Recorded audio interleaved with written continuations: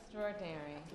You are right. I have been traveling our country for many years, meeting with extraordinary heroes, and you are really an extraordinary leader. And when I look at you, I know the future of our country is bright.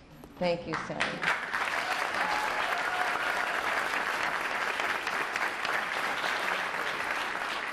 And to all the leaders here, survivors, family members, loved ones, thank you all for the work that you do and the voice that you carry for so many who are not in this room right now, but deserve to be seen, deserve to be known, deserve to be heard. I thank you all for all that you do to sacrifice your time and your hearts to give what you give to so many.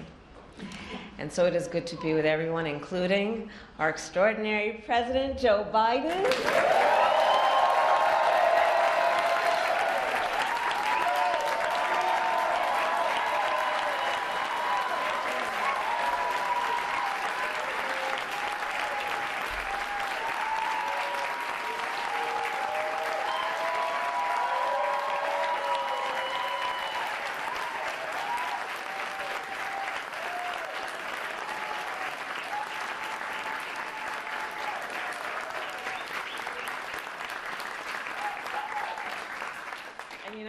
I have the great blessing and fortune to work alongside our president.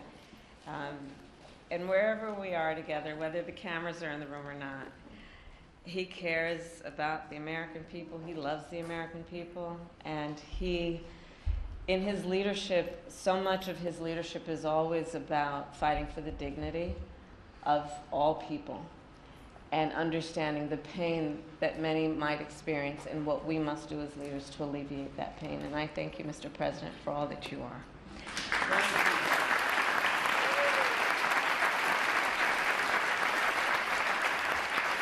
And to all the members of Congress who are here, all the leaders who are here, I thank you.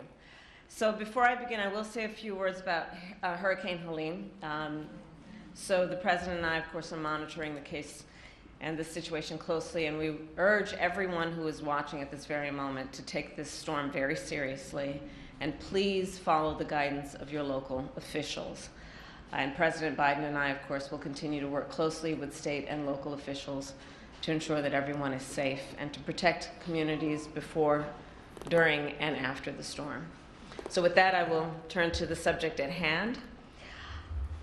I believe the right to be safe is a civil right. Yes.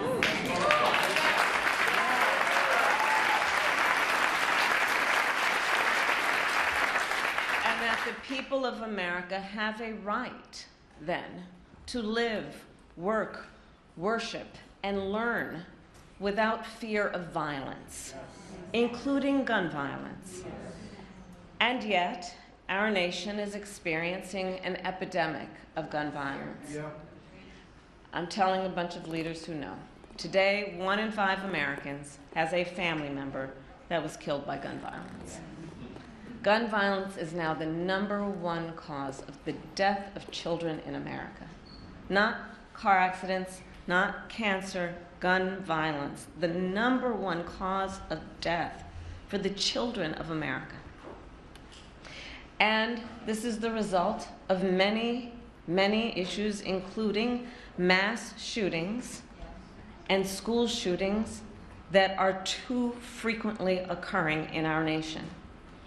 And it is, of course, the result of everyday gun violence, which occurs in cities and neighborhoods and towns across our nation.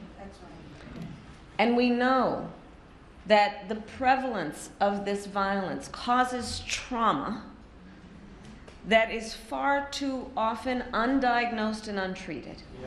Yes. Which means that the effect of it is from that moment and lingers for a lifetime if we don't take seriously what are the seen and visible and unseen injuries that result from this violence. Over the years, I've held the hands of far too many mothers and fathers to try and comfort them after their child was killed by gun violence. And let us all agree, it does not have to be this way. We know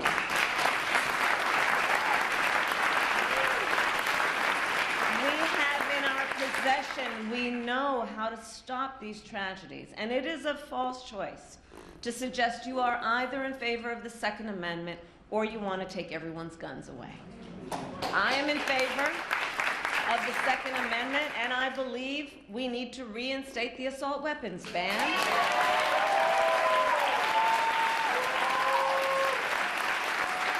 And pass universal background checks, safe storage laws, and red flag laws.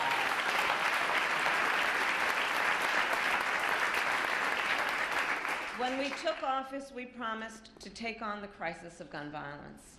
And we passed, under the President's leadership, the first major gun safety law in nearly 30 years, a bipartisan law, which includes an historic investment to address the trauma caused by gun violence. We are hiring 14,000 new mental health counselors in public schools across our nation. We need to hire more.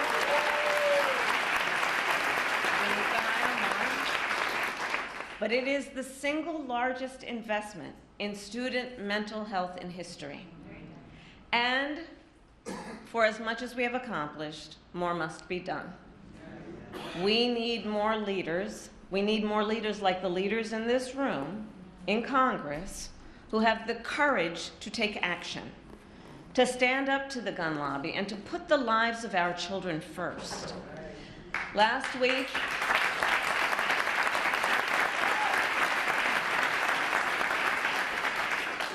I met with a young leader. Her name is Natalie. She is a 15-year-old student at Appalachia High School and a survivor of gun violence. When we met, Natalie was still wearing bandages, and she is extraordinarily brave. And so on behalf of her, on behalf of all the survivors that we have lost, let us continue to fight to end the epidemic of gun violence and to keep our communities and our children safe. And now